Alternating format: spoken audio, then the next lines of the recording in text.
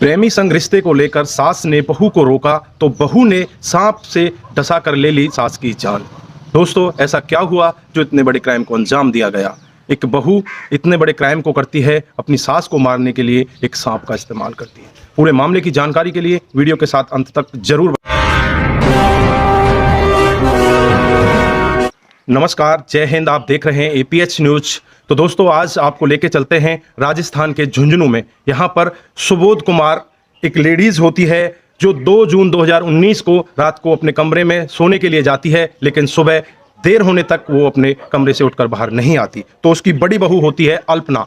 अल्पना कमरे के अंदर जैसे ही प्रवेश करती है तो वो वहाँ की हालत देखकर एकदम चीख उठती है। उसके मुंह से तरह तरह की आवाज़ आने लगती हैं। अड़ोसी पड़ोसी वहाँ पर इकट्ठा हो जाते हैं। अड़ोसी पड़ोसी जैसे ही कमरे के अंदर आते हैं तो सुबोध कुमार को हिलाया ढुलाया जाता है। कई बार उसको जगाने की कोशिश करते हैं, लेकिन सुबोध कुमार ऐसी नींद ले चुकी थी कि वहाँ से आना उसका मुश्किल ही नहीं, नामुमकिन था। दोस्तों, सुबोध कुमार को पड़ोसियों की सहायता से हॉस्पिटल ले जाया जाता है। हॉस्पिटल पहुंचने के बाद डॉक्टर चेक करते हैं। चेक करने के बाद पता चलता है कि सुबोध कुमार की मृत्यु हो चुकी है। दोस्तों, वहां पर जो सांप अपना जमावड़ा जमाए बैठा था, उसे किसी सपेरे की सहायता से पकड़वा लिया जाता है और उसे जंगल में छोड़ दिया जाता है। जो सुबोध कुमार का पति होता है राजेश, उसको बुलाया जाता है, और उसका जो बड़ा बेटा होता है वो फौज में होता है, उसे बुलाया जाता है। उन दोनों के आने के बाद उसका अंतिम संस्कार किया जाता है। दोस्तों, अंतिम संस्कार होने के बाद कुछ दिन बीत जाते हैं। घर में थोड़ा शांति का माहौल हो जाता है।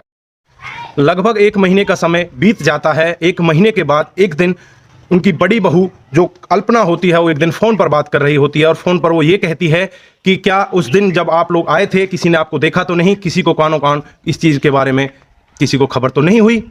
दोस्तों, ये सारी वाक्य नीचे खड़ा हुआ उसका ससुर सुन रहा होता है। यानी कि सुबोध का जो पति राजेश होता है वो ये सारी चीज़ें नीचे सुन रहा होता है, और उसके ये सारी चीज़ सुनने के बाद पैरों तले जमीन निकल जाती है। वो मनी मन ये सोचता है कि हम इसको बहू नहीं अपनी बेटी की तरह बनाकर लाए थे, लेकिन इसने ऐसा क्या कर दिया, कितने बड़े क्राइम को अंजाम दे दिया जो अपनी सास को मौत के घाट उतार दिया। दोस्तों, राजेश पुलिस स्टेशन पहुंच जाता है और पुलिस को खबर कर दी जाती है। पुलिस में FIR दर्ज करा दी जाती है। FIR दर्ज करने के बाद राजेश अपने घर आ जाता है और पुलिस अपनी कार्रवाई स्टार्ट कर देती है। पुलिस अपना शक अल्पना पर पूरा जाहिर कर देती है कि अल्पना ने ही ऐसा किया है, क्योंकि उसकी जो कॉल डिटेल से जो जाहिर हुआ था वो एक बहुत बड़ा चौंकाने वाला मामला था। उस दिन 124 बार 2 जून 2019 को जिस दिन ये वारदात हुई थी, उस दिन 124 बार एक मनीष मीना के फ़ोन पर, जो कि अल्पना होती है, उसने 124 बार कॉल किया था। दूसरा, कृष्णा जो मनीष मीना का दोस्त होता है, उसके बाद 19 बार कॉल किया गया है।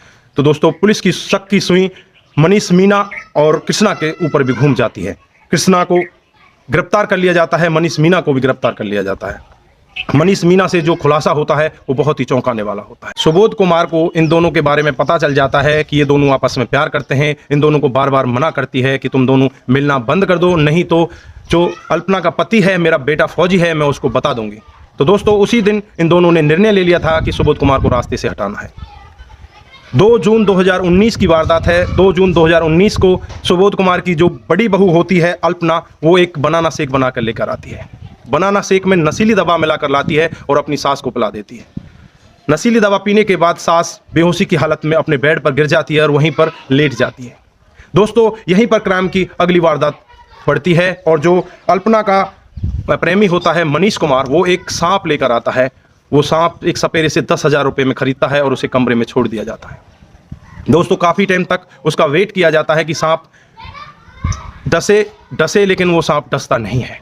काफ़ी देर वेट करने के बाद अल्पना और उसका जो प्रेमी होता है मनीष कुमार, वो कमरे के अंदर जाते हैं और एक तकिया उठाते हैं, और तकिए से जो सुबोध कुमार होती है उसका गला दबा देते हैं, उसका मुंह दबा देते हैं, और तब तक उसे दबा के रखते हैं, तब तक वो मर नहीं जाती। दोस्तों, उसको मौत के घाट उतार दिया जाता है और कमरे को बंद करके बाहर निकल जाते हैं। सुबह तब पता चलता है, तब लोगों को यही पता चलता है कि सुबोध कुमार की जो मौत हुई है वो एक सांप के काटने से हुई है।